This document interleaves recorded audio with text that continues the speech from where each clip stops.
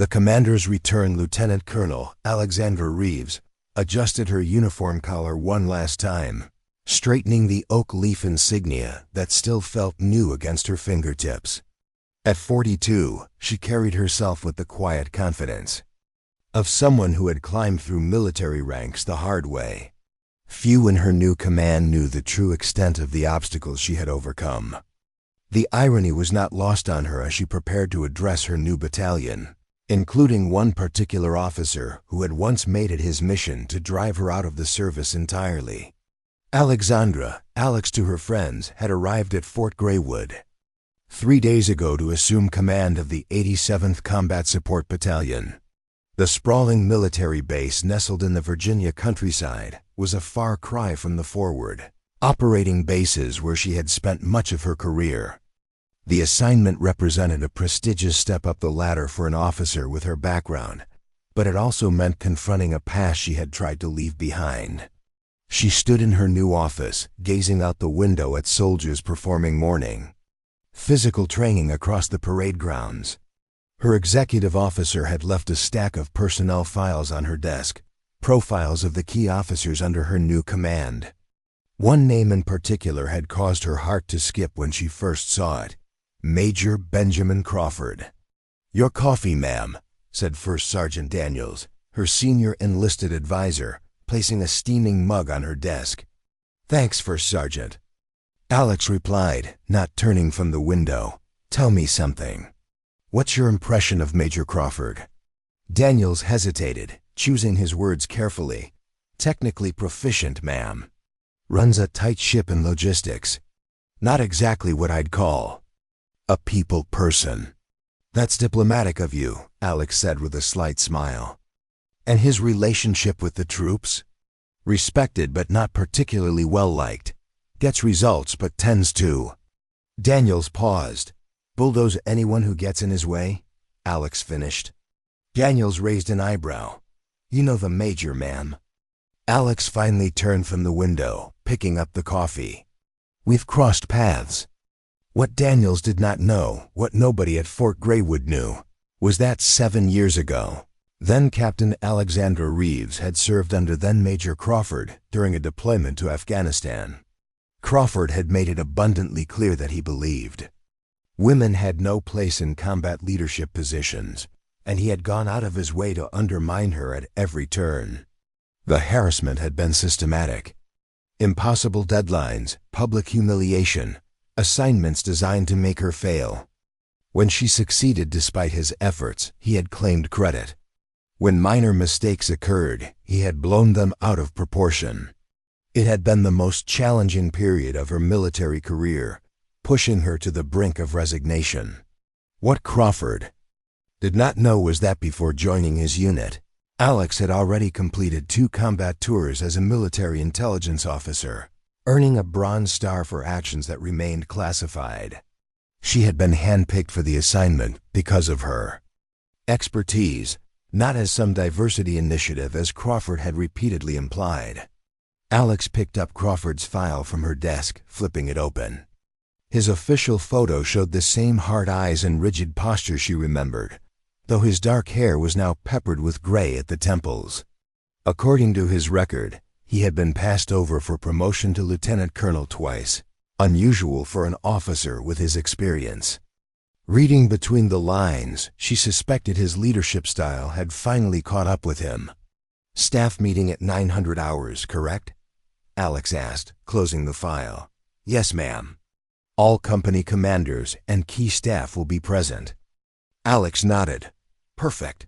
Let's get this started." The confrontation, the battalion conference room filled quickly as officers arrived for the morning staff meeting. Alex stood at the back, observing rather than taking her place at the head of the table. She watched as Major Crawford entered, moving with the same brisk efficiency she remembered. He did not notice her as he took his seat, immediately opening his laptop and reviewing notes. First Sergeant Daniels called the room to attention as Alex finally stepped forward. "Good morning," she said, moving to the front of the room. "I'm Lieutenant Colonel Alexandra Reeves, your new battalion commander. Perhaps uncertainty, perhaps calculation." Whatever it was, she knew this would not be easy for either of them. "Major Crawford," she said, deliberately using his name for the first time. "I understand you're heading up our logistics modernization effort. I'd like a briefing on current status and challenges this afternoon at 1400 hours. "Yes, ma'am," Crawford replied, his voice neutral but tight. "I'll have the briefing prepared." After the meeting, Alex returned to her office to find Captain Melissa Jordan, her new intelligence officer, waiting with a stack of reports. "Captain," Alex greeted her. "What have you got for me?" "Threat assessments for the upcoming deployment." "Rotation, ma'am," Jordan replied, handing over the files. She hesitated before adding, "I should warn you that Major Crawford usually likes to review these before they go to the commander." Alex raised an eyebrow. "Is that so? And why would the logistics officer need to review intelligence assessments?" "He tends to involve himself in most battalion operations, ma'am. The previous commander allowed it." "I see," Alex said, taking the files. "Well, Captain, from now on these come directly to me. If the Major has concerns, he can raise them through appropriate channels." Jordan looked both relieved and nervous. "Yes, ma'am." After the captain left, Alex sat at her desk, pondering. This new information. Crawford had apparently expanded his authority well beyond his assigned role, a common tactic for officers looking to control information flow and consolidate power. The previous commander had either enabled this behavior or been too weak to stop it. The meeting Alex spent the next few hours reviewing reports and meeting with her staff. At precisely 1400 hours, there was a knock at her door. "Enter," she called. Major Benjamin Crawford walked in with a laptop and presentation folder. He had aged since she had last seen him up close. Deeper lines around his eyes, a certain heaviness to his movements that had not been there before. But the rigid posture and carefully controlled expression were exactly as she remembered. "Major Crawford reporting as ordered, ma'am," he said. "Formally, have a seat, Major," Alex replied, gesturing to the chair across from her desk. "Before we get to the logistics briefing, I think we should address the elephant in the room, don't you?" Crawford's jaw tightened almost imperceptibly. "I'm not sure what you mean, Colonel." "Kabul, 2018. I was your communications company commander." "I remember, ma'am." "Do you?" Alex asked, leaning forward slightly. "Because I certainly do. I remember every assignment designed to make me fail. Every report you lost. Every time you undermined my authority with my own troops." Crawford's face remained impassive, but a flush crept up his neck. "With respect, Colonel, I believe you're mischaracterizing." "I'm not finished, Major," Alex said calmly. "I want to be absolutely clear about something. What happened 7 years ago has no bearing on how I'll evaluate your performance under my command. You'll be judged solely on your current actions and contributions to this battalion. Is that understood?" Something like surprise flickered in Crawford's eyes.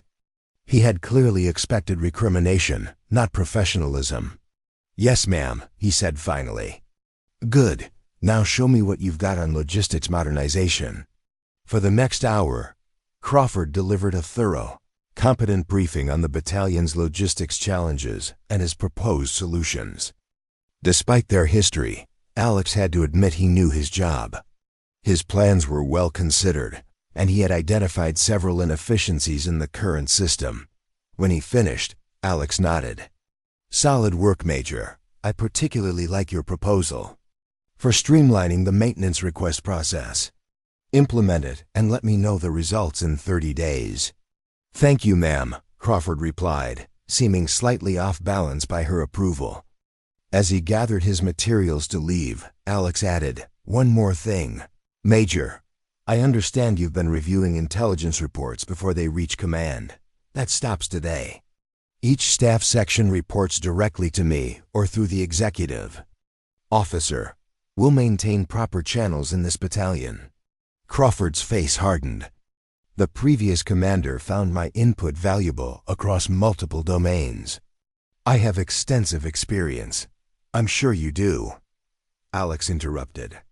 However, each officer in this battalion has a specific role and responsibility. I expect you to excel in yours while respecting the expertise of others in theirs. The tension in the room was palpable as Crawford processed this direct challenge to his expanded authority. As Crawford left her office, Alex reflected on the encounter. She had established her authority while maintaining professionalism, but she knew this was just the beginning. The real test would come in the days and weeks ahead as she worked to rebuild the battalion's leadership culture while navigating the complex dynamics of command. And I'll certainly value your expertise in logistics and related areas. But this battalion will function according to proper military structure and protocol. That's all, Major. After Crawford left, Alex sat back in her chair, exhaling slowly. The confrontation had gone better than expected, but she harbored no illusions that Crawford would simply accept her authority without resistance. Men like him rarely changed overnight. Her suspicions were confirmed the next morning when she discovered that Crawford had scheduled a logistics inspection during the time she'd planned for company-level training without informing her office. When she questioned him about it, he claimed it was a standing inspection that had been on the calendar for months. Even standing appointments need to be coordinated through the battalion S3 when they conflict with training, Alex informed him. Referring to the operations officer, reschedule it. Crawford's jaw tightened. Ma'am, this inspection involves external elements from brigade. Rescheduling would be highly disruptive. More disruptive than canceling training that's been planned for weeks, Alex countered. Handle it, Major. That's an order. For the next 2 weeks, similar incidents continued. Paperwork that required her signature mysteriously disappeared. Equipment she'd requested for training exercises was suddenly unavailable. Information she needed for briefings to the brigade commander arrived incomplete or at the last minute. None of it was overt enough to constitute insubordination, but the pattern was clear. Crawford was testing her limits, seeing how far he could push before she broke, exactly as he'd done in Afghanistan. He's undermining you, ma'am, First Sergeant Daniels observed after a particularly frustrating planning meeting where Crawford had contradicted nearly every proposal Alex made. I'm aware, First Sergeant, Alex replied calmly. Permission to speak freely, ma'am. Always. Why not just transfer him out? You have the authority. Alex considered this as she gathered her notes. 2 reasons. First, despite his attitude, he's good at his job. The logistics section runs efficiently. Second, she paused, choosing her words carefully. Running away from difficult people doesn't solve anything. Sometimes you have to stand your ground and change the dynamic. What Alex didn't say was that she'd spent years building resilience against exactly this kind of behavior. After her time under Crawford's command, she'd made a promise to herself. Never again would she allow someone else's prejudice to define her worth or limit her potential. The breaking point came during preparation for a major training exercise. Alex had called a coordination meeting with all company commanders to finalize the operation plan. Crawford arrived late, disrupting the flow of the meeting. Sorry I'm late, ma'am, he said, not sounding sorry at all. I was dealing with a supply issue that couldn't wait. Alex nodded, continuing her briefing. Minutes later, Crawford interrupted. With respect, Colonel, that approach won't work, he said, pointing to the movement plan she'd outlined. The terrain in that sector is too rough for those vehicles. We tried something similar last year and had multiple breakdowns. Thank you for the input, Major, Alex replied. What would you suggest instead? Crawford outlined an alternative route that, while longer, would put less strain on the vehicles. It was a reasonable suggestion, and Alex acknowledged it. Good point. We'll adjust the route accordingly. The meeting continued, but Crawford seemed determined to challenge every aspect of the plan. After his 4th interruption, Alex had enough. Major Crawford, a word outside, please. In the hallway, away from the other officers, Alex turned to him. "What exactly are you trying to accomplish here, Major?" "Just ensuring the exercise succeeds, ma'am," he replied stiffly. "No, you're not. You're undermining my authority in front of the staff. This isn't about the exercise. It's about you not accepting that I'm in command." Crawford's face flushed. "With respect, Colonel, I'm simply providing input based on my experience."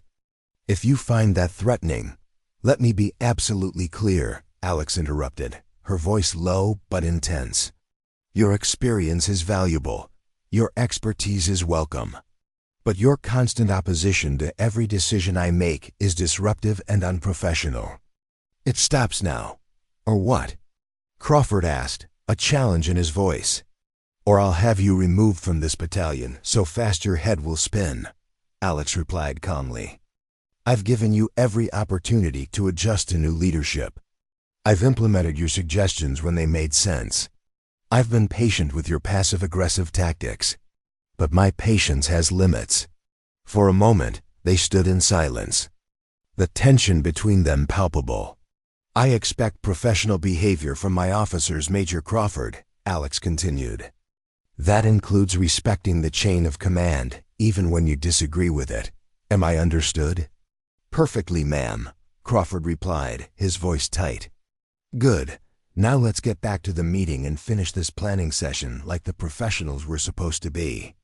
As they returned to the conference room, Alex saw something shift in Crawford's demeanor.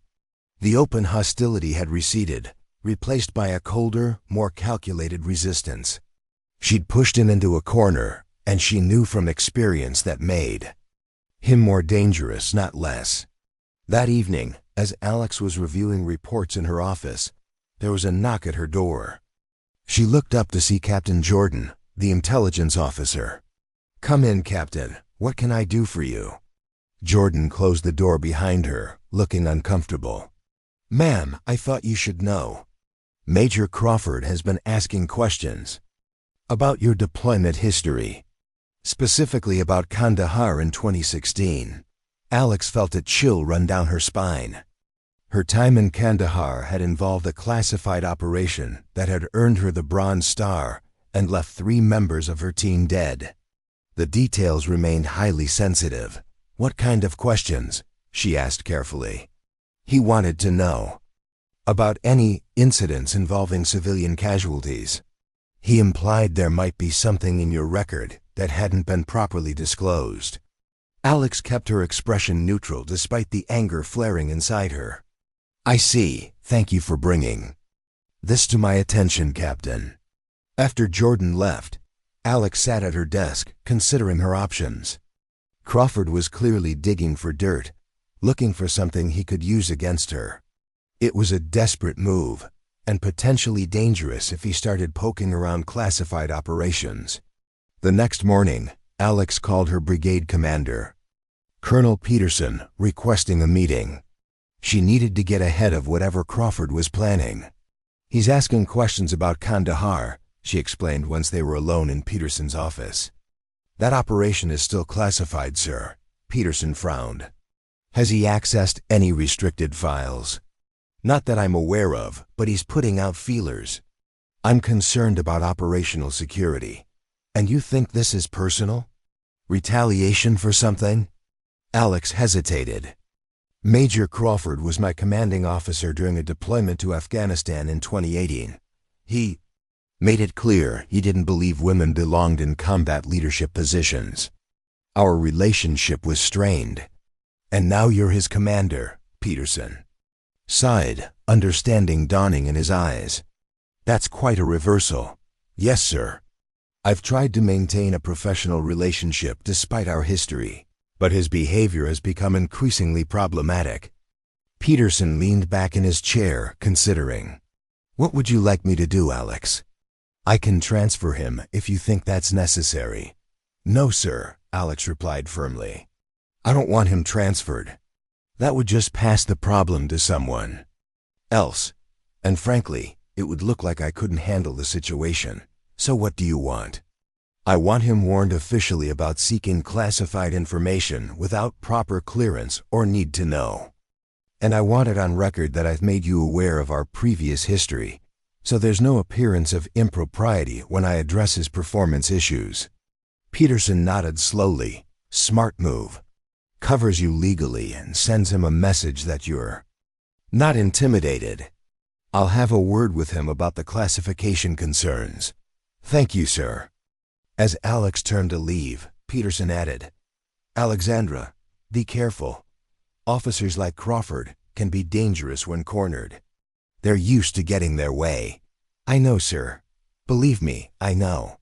The following week brought a new challenge. The battalion was selected for a short-notice deployment readiness assessment, a comprehensive evaluation of their ability to mobilize quickly. Such assessments were stressful under the best circumstances. With the current tension in the command team, it could be disastrous. Alex called an emergency staff meeting to begin preparations. "We have 72 hours until the assessment team arrives," she announced. "I need every section at 100% readiness. Major Crawford, logistics will be a primary focus. What's our current status?" Crawford's response was thorough and professional. Surprisingly so, given their recent confrontations. "All major systems are at 92% operational readiness or better. We have some concerns with the communications equipment in Charlie Company, but we're addressing those now." "Good," Alex replied. "I want daily progress reports." "Captain Jordan, what about intelligence requirements?" The meeting proceeded efficiently, with each staff section presenting status updates and plans. For once, Crawford didn't interrupt or contradict her directions. His sudden cooperation made Alex more suspicious, not less. Her instincts proved correct the next morning when she received an urgent call from Sergeant Daniels. "Ma'am, we have a problem with the equipment staging. Major Crawford's team moved everything to the East Motor Pool overnight." "What?" "I specifically ordered the West Motor Pool for staging. The East area is scheduled for repaving today." "Yes, ma'am." "That work begins in—" Daniels checked his watch. "About 20 minutes." Alex suppressed a curse. "Get everything moved back immediately." "I don't care what it takes." "Already on it, ma'am, but it's going to be tight." When Alex arrived at the motor pool 10 minutes later, she found organized chaos. Soldiers were scrambling to move vehicles and equipment while construction crews waited impatiently at the perimeter. In the middle of it all stood Crawford, barking orders. "Major," Alex called, striding toward him. "A word now." Crawford turned, his expression carefully neutral. "Colonel, we're in the middle of an emergency relocation. An emergency you created." Alex cut in, keeping her voice low but intense. "This staging area was specified in the operations order I signed yesterday, the order you acknowledged receiving." "There must have been a miscommunication," Crawford replied smoothly. "I understood the East area was designated for staging." "Bullshit," Alex said flatly. "This was deliberate, and we both know it." Before Crawford could respond, a loud crash echoed across the motor pool. A heavy equipment trailer had tipped during the hasty relocation, sending crates of supplies spilling across the pavement. "Clean that up," Crawford shouted to nearby soldiers. To Alex, he said, "If you'll excuse me, Colonel, I need to handle this situation." "Fix this mess, Major," Alex replied coldly. "Then report to my office immediately." As she walked away, Alex felt a mixture of anger and disappointment. Crawford was willing to jeopardize the entire battalion's assessment and potentially damage valuable equipment just to make her look bad. It was both petty and dangerous. Back in her office, Alex called Brigade Colonel Peterson to update him on the situation. As she finished explaining what had happened, there was a knock at her door. "Major Crawford is here, sir," she told Peterson. "I'll deal with this and call you back." She hung up the phone. "Enter." Crawford stepped in, standing at rigid attention before her desk. The chaos at the motor pool had been contained, but barely. The battalion had lost precious preparation. Time. Reporting as ordered, ma'am. Alex studied him for a long moment before speaking.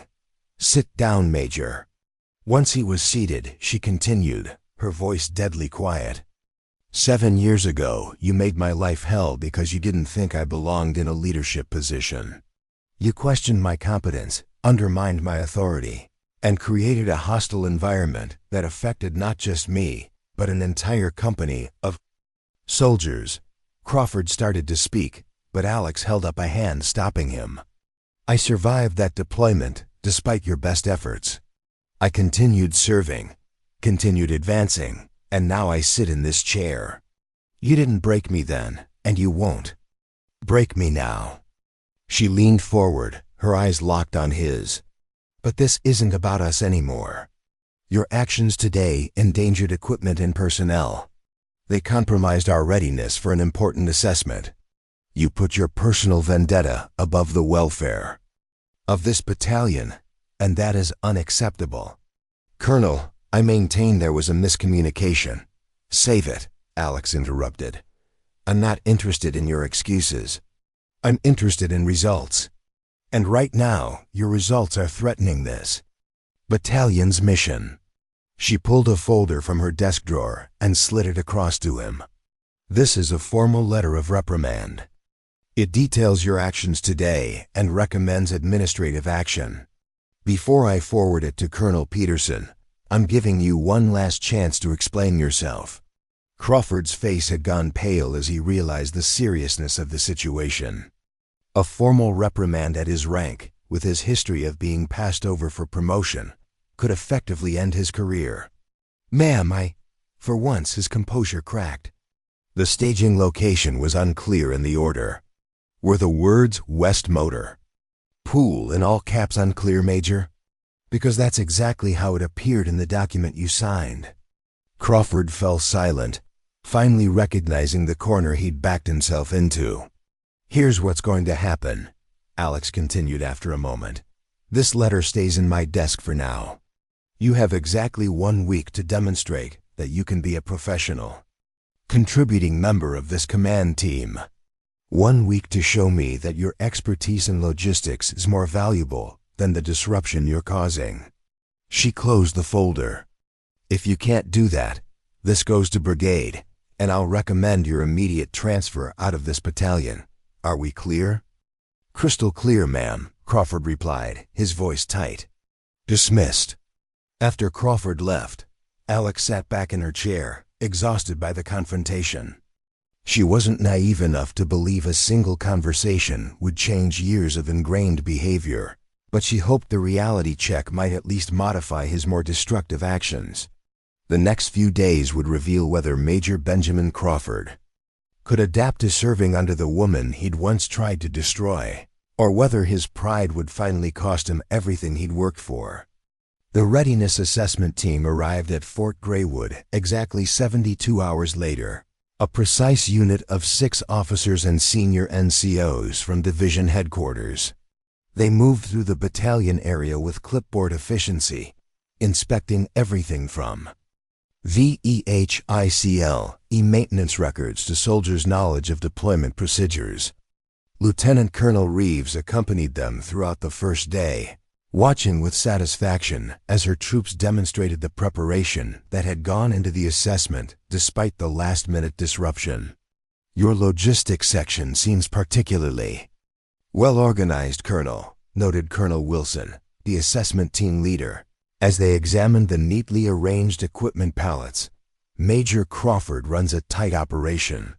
He does, Alex agreed, surprised to find herself defending the man who had caused so much trouble. Whatever his faults, the Major knows his job.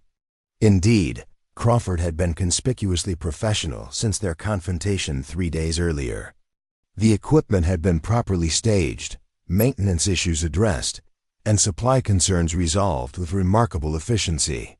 He maintained a respectful distance from Alex, communicating primarily through official channels and written reports, rather than seeking direct interaction. Alex wasn't fooled by the sudden change. 7 years in intelligence had taught her to recognize tactical retreats. Crawford was regrouping, not surrendering. But she appreciated the reprieve, especially during the high-stress assessment. By the 3rd day, it was clear the battalion would pass with flying colors. The assessment team had found only minor discrepancies, most of which were corrected on the spot. As the team prepared their final outbrief, Alex called her staff together. In the conference room. "Before we hear the official results, I want to thank everyone for their exceptional work," she said, looking around at the tired but proud faces of her officers and senior NCOs. "This success belongs to all of you, but I want to particularly recognize Major Crawford and the logistics section for their outstanding performance." Crawford, seated at the far end of the table, looked up in surprise. Their eyes met briefly, before he nodded in acknowledgement.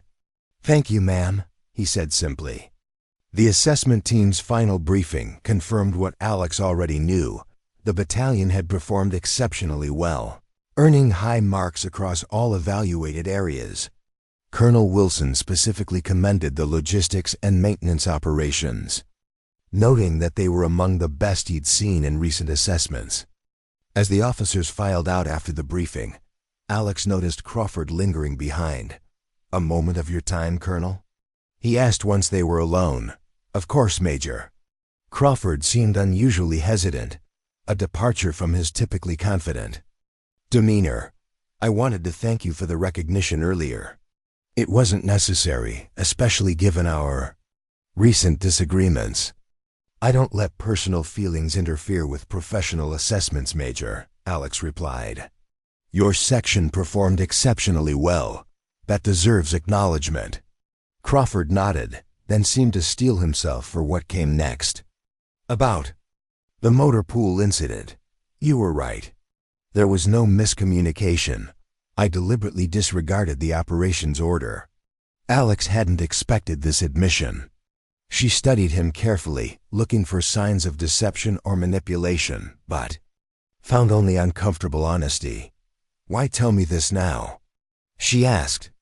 "Because I've been reflecting on my behavior since our last conversation," Crawford said, choosing his words with obvious care. "I realized I've been acting out of resentment, I suppose.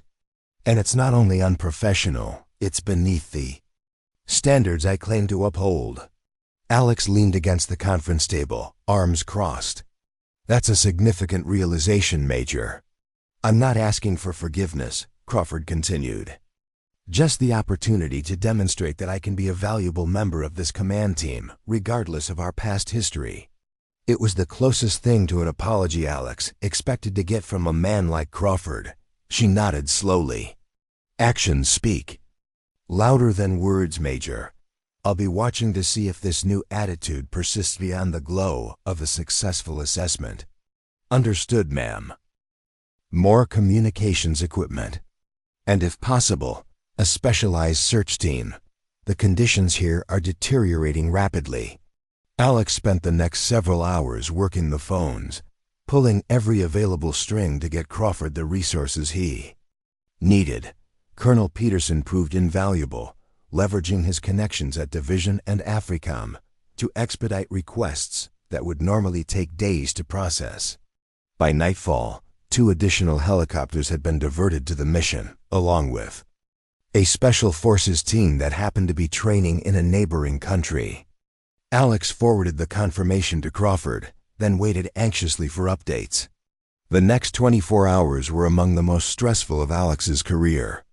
With the main body deployment temporarily on hold, she focused entirely on supporting Crawford's rescue operation from afar. Updates came sporadically as communications remained challenging, but the news gradually improved. "We've located 6 of the 8 missing personnel," Crawford reported nearly 36 hours after the crisis began. "They managed to reach high ground when the flooding hit and have been extracted safely. Minor injuries only." "And the other 2? Alex asked, dreading the answer. "Still searching. The special forces team you secured has been invaluable, They're operating in areas we couldn't access with our limited training and equipment. 6 hours later, the final update arrived. Crawford's face appeared on the video screen, exhausted, but relieved. "We found them, Colonel.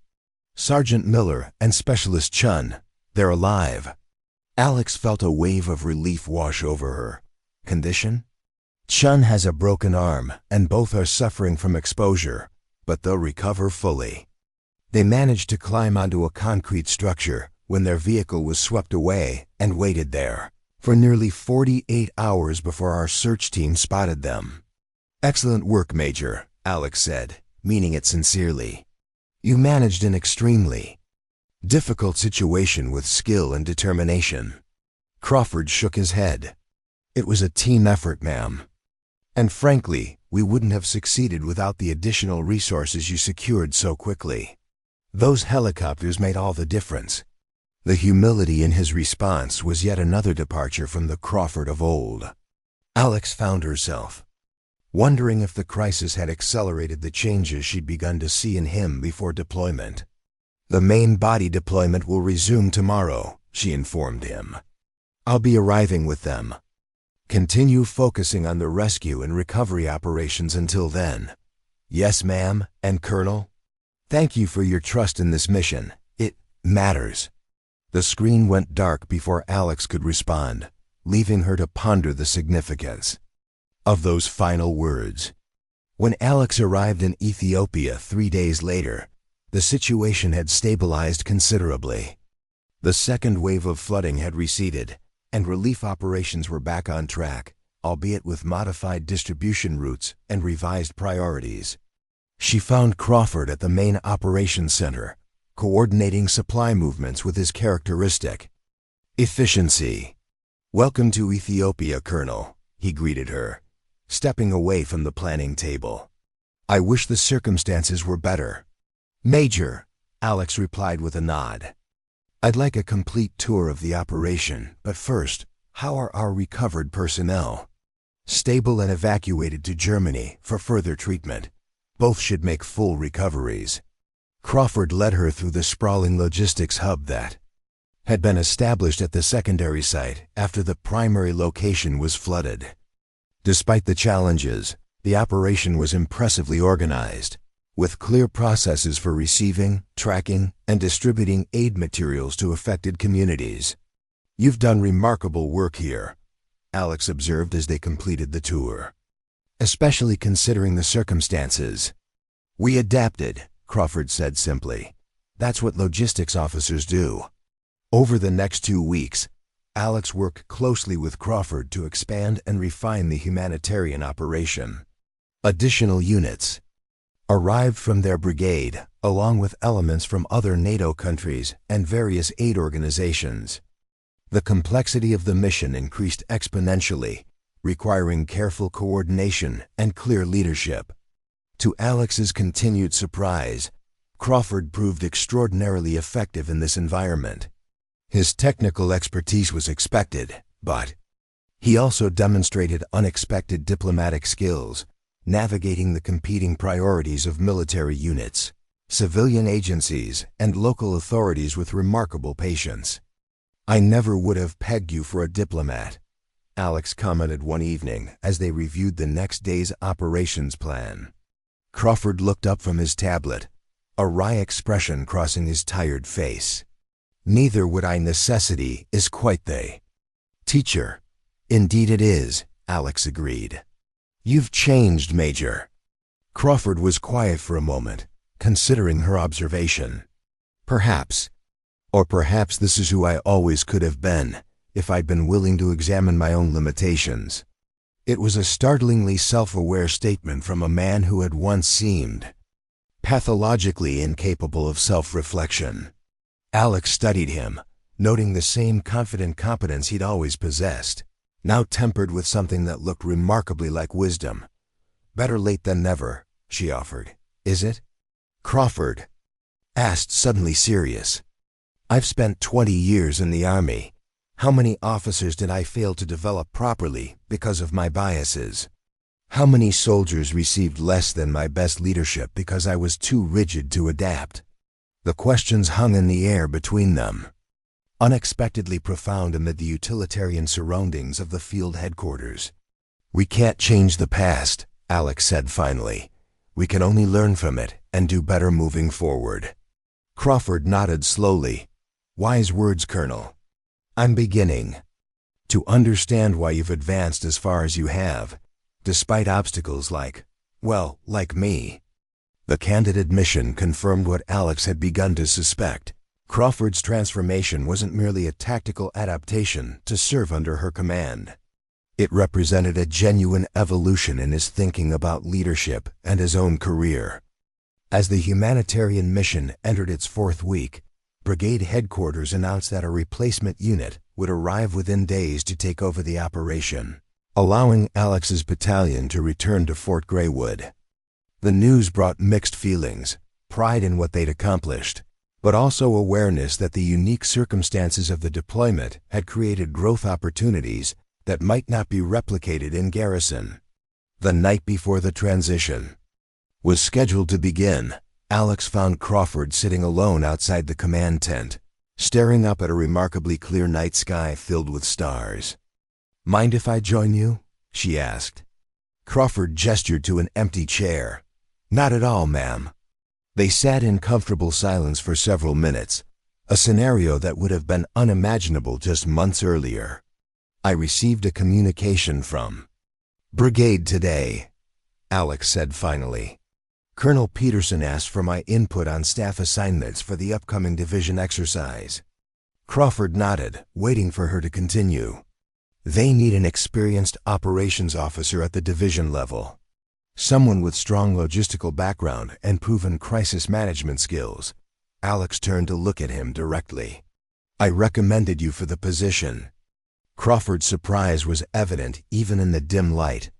"That's unexpected, is it? You've demonstrated exceptional capability during this deployment. The position comes with temporary promotion to lieutenant colonel for the duration of the exercise." Alex paused. "It could be a stepping stone to permanent promotion if you perform well. Why would you do this?" Crawford asked quietly. "After everything?" "Because it's the right choice for the mission," Alex replied simply. "And because good leaders recognize potential, even in people who once tried to hold them back." Crawford was silent for a long moment. "I don't deserve this opportunity." "It's not about what you deserve," Alex said. "It's about what you can contribute. The Army needs capable leaders who have learned from their mistakes. You've shown that capacity here." She stood to leave, then added, "The position starts 3 weeks after we return to Fort Greywood. That gives you time to properly hand over your current responsibilities and prepare for the new role." As she walked away, Crawford called after her, "Colonel Reeves?" Alex turned back. "Yes, Major, thank you. Not just for this opportunity, but for showing me what real leadership looks like."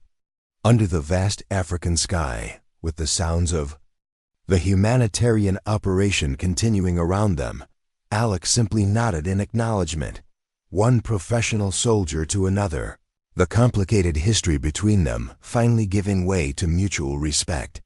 The return to Fort Greywood carried the peculiar disorientation that often accompanied soldiers transitioning from deployment to garrison life. The sprawling base with its manicured lawns and orderly buildings seemed almost surreal after weeks in the muddy, chaotic environment of the humanitarian mission. For Lieutenant Colonel Alexandra Reeves, the contrast was particularly stark. From the intense, life-or-death decisions of Ethiopia to the bureaucratic minutiae that defined military leadership in peacetime. A week after their return, Alex sat in her office reviewing performance evaluations for the deployment. The battalion had performed exceptionally well under challenging conditions, and she wanted the records to reflect that excellence. Each evaluation required careful consideration, balancing honesty with advocacy for her soldiers' advancement. When she reached Major Crawford's file, Alex paused. How to capture the remarkable transformation she had witnessed? The officer who had departed Fort Greywood was not the same one who had returned. The deployment had crystallized changes that had begun during their confrontations at the base, revealing a leader who had finally confronted his own limitations and emerged stronger for it. Alex began typing, choosing her words with precision. Major Crawford demonstrated exceptional leadership during humanitarian operations in Ethiopia. When faced with a secondary flooding crisis that threatened both the mission and personnel lives, he implemented rapid adaptation strategies that saved lives while maintaining operational effectiveness. He handed her a printed email, an official announcement from brigade headquarters listing upcoming personnel changes. Alex scanned the document, stopping abruptly at a particular entry. Major Benjamin Crawford. Logistics, reassignment to Pentagon. J-4 Directorate, effective immediately. Alex looked up sharply. When did this come through? Just now, ma'am. Brigade sent it to all battalion command teams. Has Crawford seen this? I do not believe so. He has been in meetings with the incoming logistics officer all morning. Alex leaned back in her chair, processing this unexpected development. The J-4 Directorate at the Pentagon was a prestigious assignment, a joint service logistics planning unit that coordinated global military supply operations. Such positions were rarely offered to officers who had been passed over for promotion multiple times. Something had changed. Thank you, First Sergeant. Please ask Major Crawford to see me as soon as he is available. After Daniels left, Alex picked up her secure phone and dialed Colonel Peterson's direct line. Peterson, came the brisk response. Sir, it is Lieutenant Colonel Reeves. I just saw the reassignment notice for Major Crawford.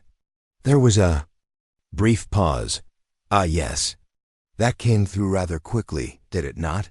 What happened to the division exercise position? Overtaken by events, Peterson replied cryptically. Apparently, Crawford's performance in Ethiopia caught attention beyond our brigade. The after-action review you submitted was quite detailed about his crisis management capabilities. It was accurate, Alex said carefully. But a Pentagon assignment is several levels beyond what we discussed. Sometimes the right person gets noticed at the right time, Peterson said. The humanitarian mission had visibility all the way up to the Joint Chiefs, given the political significance. Crawford's name came up in briefings. After ending the call, Alex sat at her desk, turning this new information over in her mind. Crawford's reassignment was objectively good news, recognition of his capabilities, and a chance for him to influence logistics policy at the highest levels. But we both know that my recent performance does not erase years of problematic leadership. It was precisely this self-awareness that confirmed to Alex how much Crawford had changed. The man sitting before her would have been unrecognizable to the arrogant officer who had made her life miserable in Afghanistan. The military is not in the business of perfection, Major, she said after a moment. It is in the business of improvement. Your trajectory matters more than your starting point. Crawford considered this. An interesting perspective, Colonel. When do you report to the Pentagon? 2 weeks. Barely enough time for a proper handover. He hesitated before adding, I wanted to thank you, ma'am. This opportunity would not have materialized without your support during the Ethiopia deployment. You earned it through your performance, Alex replied simply. I just documented what I observed. As Crawford rose to leave, he paused, seeming to struggle with something. Colonel, there's something I need to tell you before I go. The serious tone caught Alex's attention. Go ahead. Before the deployment, when I was investigating your background, Crawford began, clearly uncomfortable. I came across information about Kandahar. Not much, just enough to know that something significant happened there involving your team. Alex felt her body tense involuntarily. That operation remains classified, Major. I know. And I stopped digging once I realized that. Crawford met her gaze directly. But I want you to know that whatever happened there, the officer I have served under these past months is someone I have come to respect enormously. Your leadership during the Ethiopia mission was exemplary. The unexpected validation from a man who had once been her harshest critic left Alex momentarily speechless. "Thank you, Major," she said finally. "That means more than you might realize." After Crawford left, Alex turned to the window, watching soldiers going about their duties. Across the parade ground, their interaction had felt like closure, the final chapter in a relationship that had begun with animosity and evolved into something approaching mutual respect. Yet as Alex returned to her paperwork, she could not shake the feeling that Crawford's sudden reassignment represented something more than just recognition of his capabilities. The timing and nature of the position suggested political considerations beyond normal military assignments. 3 days later, her suspicions were confirmed when Colonel Peterson called her to his office for a private meeting. "Close the door, Alex," he said when she arrived, an unusual informality that immediately put her on alert. Peterson waited until she was seated before continuing. "I have received some concerning information about Major Crawford's Pentagon assignment that I thought you should be aware of. Sir, it appears the position may have been created specifically for him at the request of General Harwick." Alex frowned. "Lieutenant General Harwick?" "The Vice Director of Operations at the Joint Staff." "The same." Peterson's expression was grim. "And apparently, Crawford's father served with Harwick in Desert Storm. They have maintained connections over the years." The implications settled uncomfortably in Alex's mind. "You are suggesting this assignment is based on personal connections, rather than merit." "I am suggesting it is complicated," Peterson replied carefully. "Crawford's performance in Ethiopia was genuinely impressive. Your after-action review made that clear. But the speed and level of this assignment suggest additional factors at play." Alex considered this information, thinking back to her conversations with Crawford. Had his apparent transformation been genuine, or an elaborate performance designed to rehabilitate his image before leveraging family connections? The doubt felt almost like betrayal after the respect she had developed for him. "Why tell me this?" she asked finally. Peterson leaned forward. "Because I need you to be prepared. Word is coming down that Division wants an expanded presence at the Pentagon, more officers embedded in joint planning operations. They are looking for candidates with combat and humanitarian experience." Understanding dawned. "They are considering ME. More than considering," Peterson confirmed. "Your name is at the top of the list. If approved, you would be working directly with Crawford as part of the same directorate. The prospect of reuniting with Crawford in a completely different environment, one where he had arrived first and potentially established influence, was unsettling. All the more so given this new information about his connections." "When would this happen?" Alex asked, keeping her voice neutral. 3 to 6 months, depending on how quickly the bureaucracy moves. Nothing is certain yet, but I wanted you to have time to prepare mentally." Peterson studied her reaction. "Would that be a problem, given your history with Crawford?" Alex took a moment before responding. The question hung in the air, carrying the weight of everything that had passed between her and Crawford, from their hostile beginning to their grudging respect. Now, with these new revelations about his connections, she found herself questioning whether their recent interactions had been as genuine as she had believed. "I can work with any officer professionally, regardless of personal history," she said finally. "But I would want to understand the full scope of expectations before accepting such an assignment." Peterson nodded. "Fair enough. I will keep you informed as developments unfold." As Alex left Peterson's office, she reflected on the strange turns her career had taken. From facing Crawford's harassment in Afghanistan to commanding him at Fort Greywood, and now potentially working alongside him at the Pentagon. Each phase had brought new challenges and unexpected growth. Yet the revelation about his family connections cast a shadow over what she had perceived as his genuine transformation.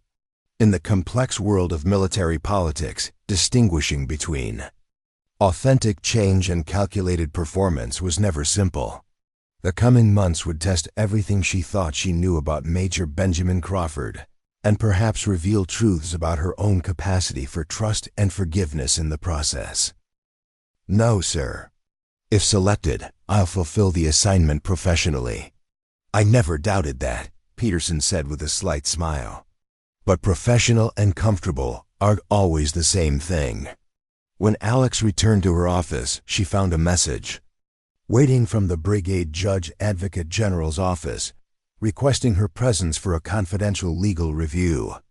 The timing seemed unlikely to be coincidental. Colonel Maria Vasquez, the senior JAG officer, welcomed Alex into her office with professional courtesy. "Thank you for coming, Colonel Reeves," Vasquez said, gesturing to a chair. "I'll get straight to the point. We're conducting a routine review of the Ethiopia humanitarian mission for potential lessons learned from a legal perspective. Specifically, I'm interested in some decisions made during the secondary flooding crisis." "Of course," Alex replied cautiously. "What specifically are you reviewing?" Vasquez consulted a folder on her desk. According to Major Crawford's after-action report, he diverted military medical supplies to civilian aid organizations during the height of the crisis, without prior authorization from higher command. Alex nodded slowly. "That's correct. The decision was made under emergency conditions when communication with headquarters was limited. Civilian medical facilities were overwhelmed with injured children." "I understand the humanitarian imperative," Vasquez said, her tone neutral. "But such transfers require proper authorization under military regulations, which would have been impossible to obtain given the communications blackout," Alex pointed out. "Major Crawford made a field decision based on immediate needs and available resources, and you supported this decision?"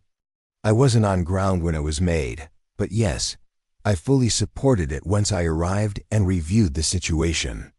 Vasquez made a note before continuing. "There's also the matter of using military aircraft for civilian evacuation beyond the authorized mission parameters." The questioning continued for nearly an hour, covering various decisions made during the crisis response. Each topic focused on actions initiated by Crawford, but subsequently supported by Alex's command authority. The pattern became increasingly clear. Someone was examining Crawford's deployment decisions with unusual scrutiny. As the session concluded, Alex decided to address the underlying issue directly. "Colonel Vasquez, these questions seem focused on establishing whether Major Crawford exceeded his authority during crisis operations. May I ask why this review is happening now, just as he's received a prestigious Pentagon assignment?" Vasquez's expression revealed nothing. "The timing is coincidental, Colonel Reeves. These reviews are standard procedure for humanitarian missions with significant resource allocation decisions. With respect, ma'am, I've participated in 3 humanitarian deployments during my career. This is the first time I've been called for such a detailed legal review." Vasquez closed her folder. "Your observation is noted, Colonel. Thank you for your time." The encounter left Alex deeply troubled. The JAG review, coming immediately after Crawford's unexpected promotion and reassignment, suggested political maneuvering beyond normal military operations.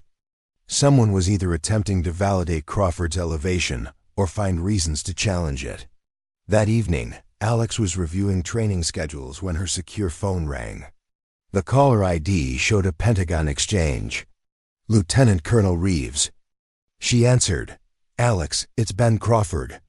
His voice sounded tense, lacking the formal tone he typically used in professional settings. "I need to speak with you, unofficially." The use of her first name, something Crawford had never done, immediately signaled the seriousness of the situation. "I'm listening," she replied cautiously. "Not over the phone." "Can you meet me at Callahan's in 20 minutes? The diner just off base." "I'll be there." Callahan's was a nondescript diner frequented by soldiers from Fort Greywood, close enough to the base for convenience but far enough to offer some privacy from the military environment. Alex arrived to find Crawford already seated in a corner booth, a cup of coffee cooling before him. He'd changed into civilian clothes, jeans and a dark sweater that made him look distinctly different from the rigid officer she knew. "Thank you for coming," he said as she slid into the booth. "I wouldn't have asked if it wasn't important." "What's going on, Major?" Alex asked, deliberately using his rank to maintain professional boundaries. Crawford glanced around before leaning forward. "I've been informed that a formal investigation is being prepared regarding certain decisions made during the Ethiopia deployment. Specifically, my decisions. The JAG office just interviewed me about those same decisions," Alex confirmed. "Resource allocations, evacuation priorities, supply diversions. All actions I took during the crisis," Crawford noted grimly. "They're building a case, Alex. The Pentagon assignment is being reconsidered." "That makes no sense," Alex frowned. "Those decisions saved lives. They were appropriate responses to an emergency situation. They were also technical violations of standing orders," Crawford pointed out. "In normal circumstances, I'd accept the consequences, but this isn't about Ethiopia." "What do you mean?" Crawford took a deep breath. "This is about my father and General Harwick. Or more accurately, about what my father knows about Harwick from their time in Desert Storm." Alex felt a chill of recognition. The military, like all hierarchical organizations, occasionally witnessed power struggles that extended beyond professional disagreements into personal vendettas. "Your father has leverage over Harwick," she surmised. "And someone is using the Ethiopia decisions to neutralize your appointment because of it." Crawford nodded. "My father and Harwick served together in an operation that went badly wrong. Civilians died. The official report blamed local insurgents, but the truth was more complicated." "And your father has evidence?" "Nothing concrete, but his testimony would be damaging. When I was passed over for promotion the second time, he reached out to Harwick. The Pentagon position was the result." The pieces clicked into place for Alex. Crawford's sudden transformation during their time together hadn't been entirely about personal growth or her leadership influence. It had been, at least partially, about rehabilitating his image in preparation for advancement through family connections. "So everything that happened between us, the apparent change in attitude, the professional cooperation, that was all for show?" The question came out sharper than she'd intended. Crawford looked genuinely pained. "No, that's what I need you to understand." He leaned forward, his voice intense. "Yes, my father intervened with Harwick. But everything that happened in Ethiopia, everything I learned from serving under your command, that was real." Alex studied him carefully, looking for signs of deception. "Why tell me this now?" "Because they're going to approach you," Crawford said bluntly. "Whoever is targeting Harwick will want your testimony about my decisions in Ethiopia. As my commanding officer, your assessment carries significant weight." "And you want me to lie?" Alex asked, her voice hardening. "I want you to know the whole truth before you're asked to judge me," Crawford replied. "What I did in Ethiopia was right, putting people before regulations when lives were at stake. If you believe that, then say so. If you don't," he shrugged, "then you should say that too." The waitress appeared at their table, breaking the tension momentarily. Alex ordered coffee, using the interruption to gather her thoughts. When they were alone again, she fixed Crawford with a direct gaze. "Let me make sure I understand. You used family connections to secure a promotion and assignment you've been denied through normal channels. Now someone who opposes General Harwick is using your actions during the deployment, actions I supported, to undermine both you and potentially Harwick himself." "That's essentially correct," Crawford admitted. "And where exactly do I fit into this political chess game?" "You don't," Crawford said simply. That's why I wanted to meet like this, away from official channels. You're possibly the only person in this equation without an agenda beyond doing your job properly." The irony wasn't lost on Alex. After years of being undermined by Crawford, she now found herself in a position to either validate or destroy his career with a single testimony. "What happens if this Pentagon position falls through?" she asked. Crawford's expression turned grim. "Best case? I return to my previous position or an equivalent one elsewhere, with a formal reprimand that effectively ends any chance of future advancement. Worst case? The investigation expands to include other decisions from the deployment, potentially leading to more serious consequences. For both of us," Alex noted. As his commanding officer, she had ultimately been responsible for all actions taken during the deployment. "I wouldn't let that happen," Crawford said firmly. "I'd take full responsibility." Alex sat back, considering the situation. The military politics were ugly but unsurprising. What troubled her more was reconciling the Crawford sitting before her, earnest, concerned, seemingly principled, with the man who had systematically undermined her career years earlier. "The decisions in Ethiopia were sound," she said finally. "They prioritized lives over regulations during a legitimate crisis. That's my professional assessment, and it won't change regardless of who asks or why." Relief visibly washed over Crawford's features. "Thank you." "I'm not doing it for you," Alex clarified. "I'm doing it because it's the truth. But I need to know something. Was any part of your changed behavior genuine, or was it all calculation?" Crawford met her gaze directly. "When I first learned you were taking command, I was angry and resentful. My behavior was childish and unprofessional. That confrontation in your office, when you threatened to have me removed, was a wake-up call." He paused, collecting his thoughts. "Ethiopia changed everything. Watching you lead through that crisis, your decisiveness, your willingness to take risks for the right reasons, your ability to inspire confidence in chaos, it forced me to recognize my own limitations. So yes, the change was genuine, even if the opportunity that followed came through. COMPLICATED channels." Alex nodded slowly, accepting the complexity of the situation. People rarely changed for single, pure reasons. Reality was messy, genuine growth intertwined with practical considerations and external pressures. "What will you do now?" she asked. "Report to the Pentagon as ordered and face whatever investigation comes," Crawford replied. "And hope that the work itself will eventually matter more than how I got there." As they parted company outside the diner, Crawford offered his hand. "Whatever happens next, I want you to know that serving under your command has made me a better officer. I won't forget that." Alex accepted the handshake, struck by the strange symmetry of their relationship. 7 years ago, Crawford had done everything possible to undermine her career. Now her assessment could determine the future of his. "Good luck at the Pentagon, Major," she said simply. "Make the most of the opportunity."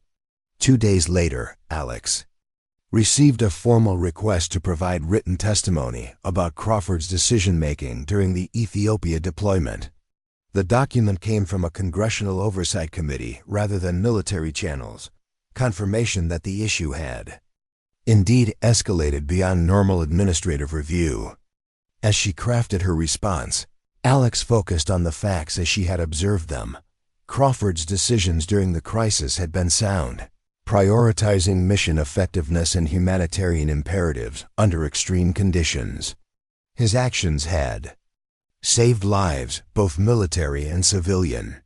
Any technical violations of standing orders had been reasonable adaptations to emergency circumstances. She concluded her statement with a professional assessment that left no room for misinterpretation. Major Crawford demonstrated exceptional judgment during crisis conditions, making difficult decisions that ultimately served both the mission objectives and broader humanitarian goals. His actions reflect the highest traditions of military leadership in complex environments. After submitting the document through official channels, Alex received a brief text message from an unknown number. "Thank you for your honesty." She didn't need to ask who had sent it. 3 weeks later, official word came down that Crawford's Pentagon assignment had been confirmed permanently, along with a promotion to lieutenant colonel. The investigation into the Ethiopia deployment had been closed without further action. Colonel Peterson called Alex to his office to deliver the news personally. "Thought you'd want to know," he said, sliding the official notification across his desk. "Crawford's promotion ceremony is scheduled for next month at the Pentagon. You've been invited to attend." Alex scanned the document, noting that her testimony had been cited as a key factor in resolving the matter favorably. "Will you go?" Peterson asked. Alex considered the question. The invitation represented more than a ceremonial courtesy. It was Crawford's acknowledgement of her role in his professional redemption. "Yes," she decided. "I think I will." "Good," Peterson nodded approvingly. "And there's something else you should know. That Pentagon position we discussed for you, it's been approved. You'll be heading to Washington yourself in 3 months.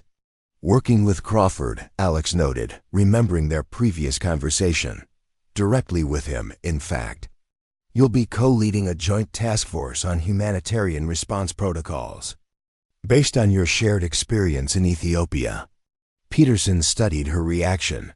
"That won't be a problem, will it?" Alex thought about the complicated journey that had brought them to this point, from antagonism to grudging respect to an unexpected alliance.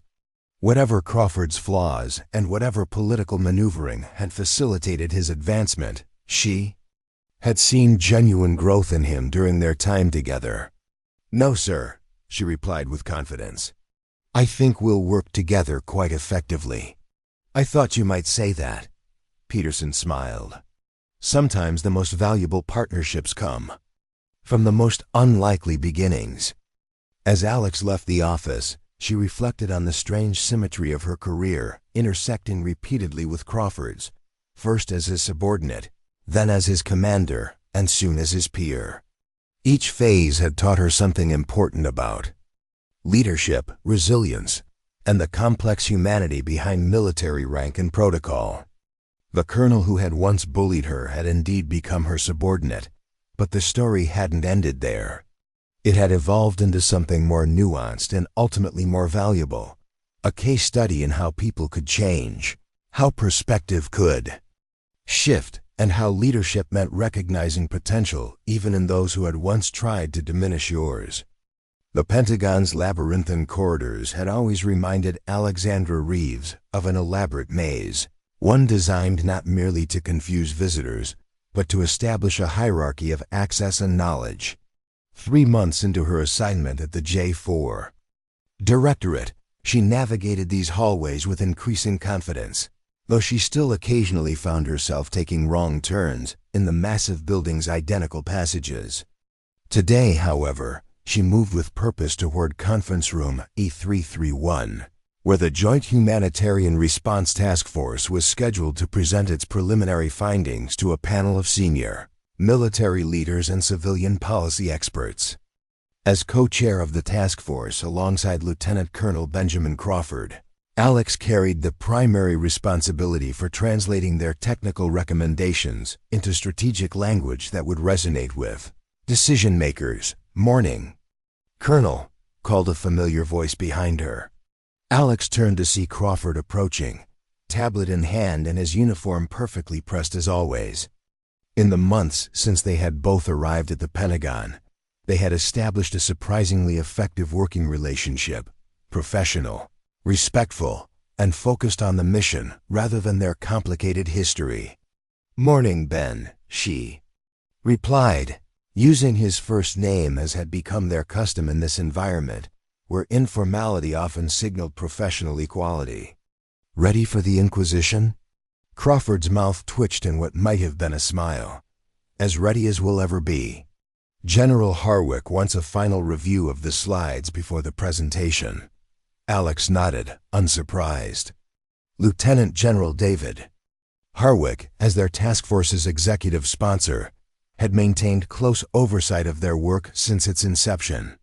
The relationship between Harwick and Crawford remained a subject of quiet speculation among their colleagues, though neither man ever acknowledged the connection that had facilitated Crawford's assignment.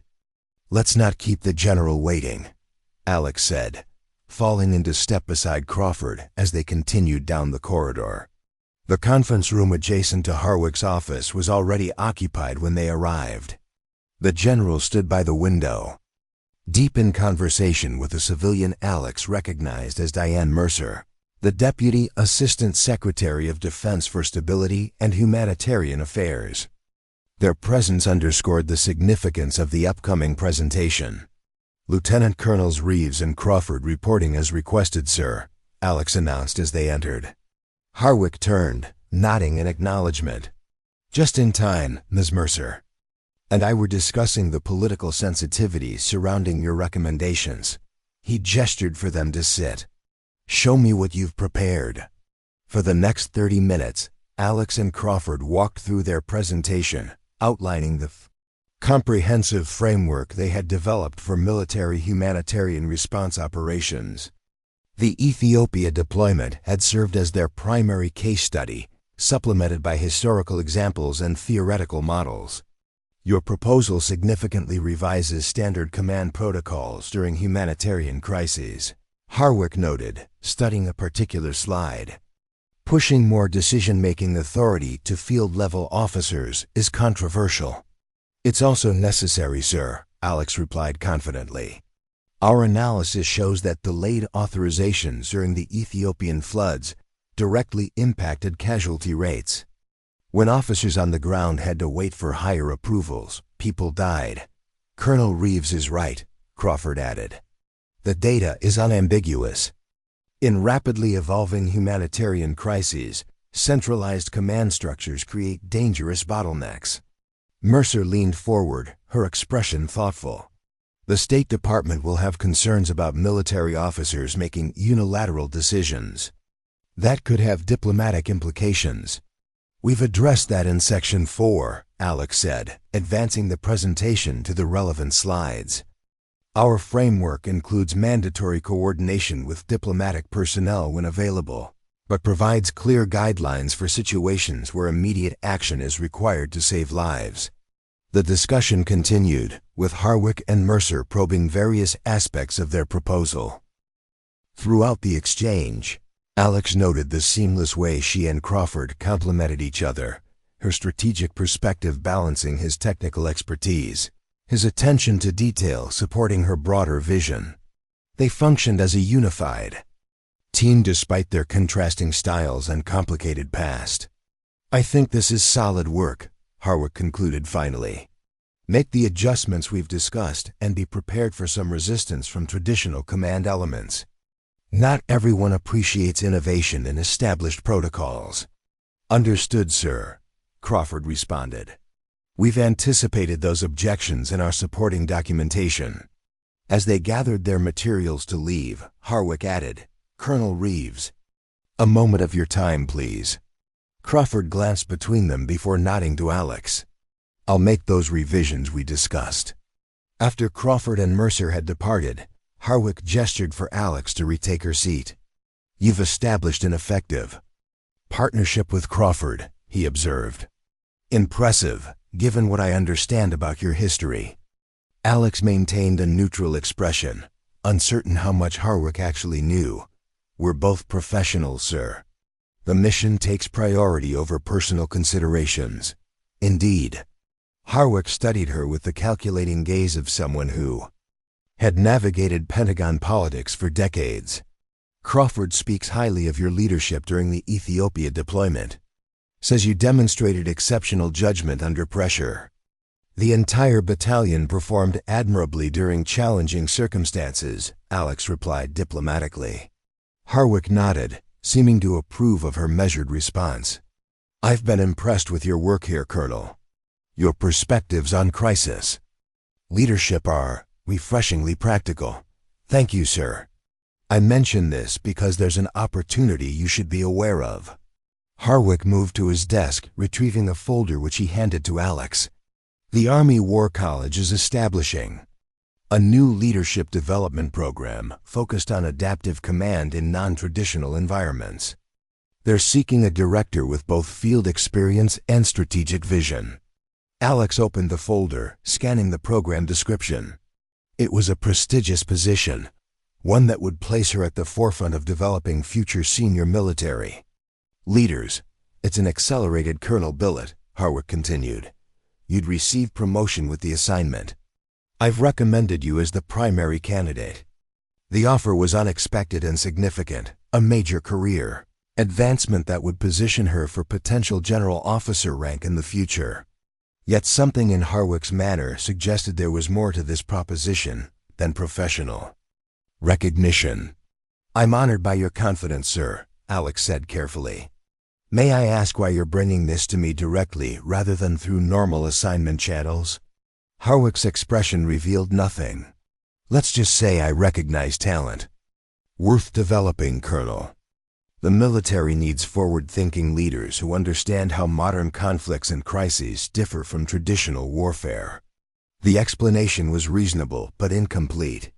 Alex sensed unspoken calculations behind the offer, the kind of strategic positioning that characterized high-level Pentagon assignments.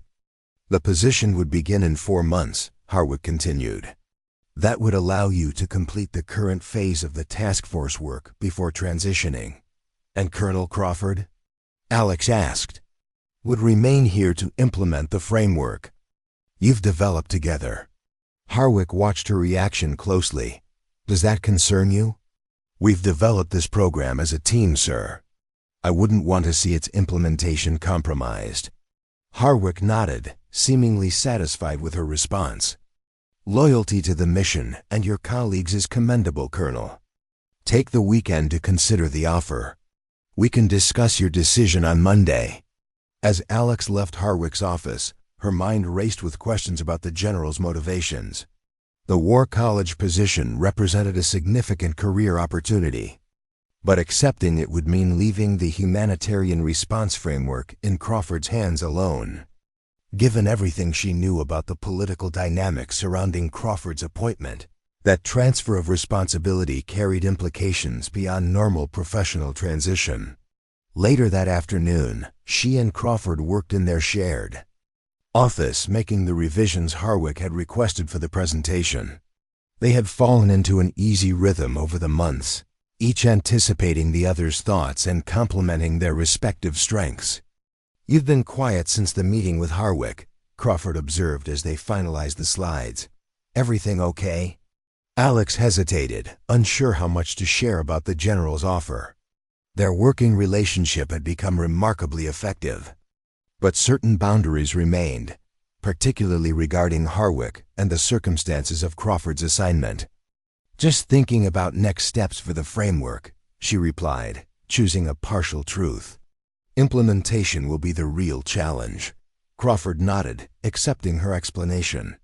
We should discuss contingency plans. If certain elements face resistance, we may need alternative approaches. Actually, that's something we should talk about, Alex said, making a decision. Harwick offered me a position at the War College, director of a new leadership program focusing on adaptive command. Crawford looked up sharply, genuine surprise crossing his features. That's significant. Congratulations. He processed the information for a moment before adding, when would this happen? 4 months from now, if I accept. I complete the current phase of our work before transitioning, leaving me to handle implementation, Crawford surmised, his expression thoughtful. Interesting timing. That's what I thought, Alex agreed, relieved that Crawford had immediately grasped the potential implications. The position itself is exceptional, career advancing, influential, perfectly aligned with my experience. But, Crawford prompted, but I can't help wondering why Harwick is making this move now, just as we're approaching the critical implementation phase of the framework. Crawford leaned back in his chair, considering the question. could be entirely benign, recognition of your capabilities and potential. Could also be strategic positioning. Meaning? Meaning that our framework challenges traditional command structures in ways that might make certain Pentagon factions uncomfortable. Crawford chose his words carefully. Having you at the War College, influential but removed from direct implementation, might make it easier to modify certain elements during execution. It was precisely the concern that had occurred to Alex. Their humanitarian response framework represented a significant departure from established protocols, emphasizing field-level decision-making over centralized control. Such changes inevitably threatened existing power structures. "You think Harwick would undermine our recommendations?"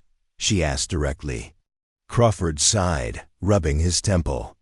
"I think Pentagon politics are complex, and Harwick has survived here for decades by knowing when to push for change and when to compromise. Our framework is bold.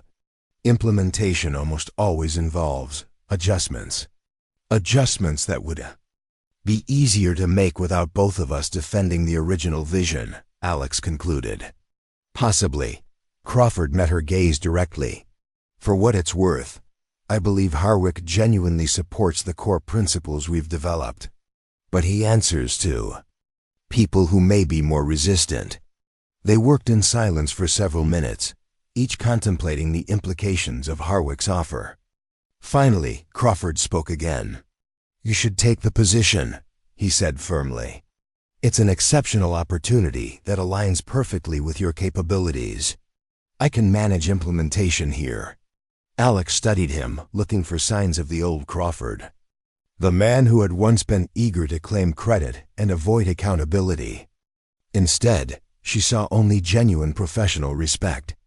"I haven't decided yet," she replied. "I need to think about where I can be most effective." The following morning brought unexpected developments. Alex arrived at the Pentagon to find an urgent message requesting her presence at a closed-door session of the Senate Armed Services Committee.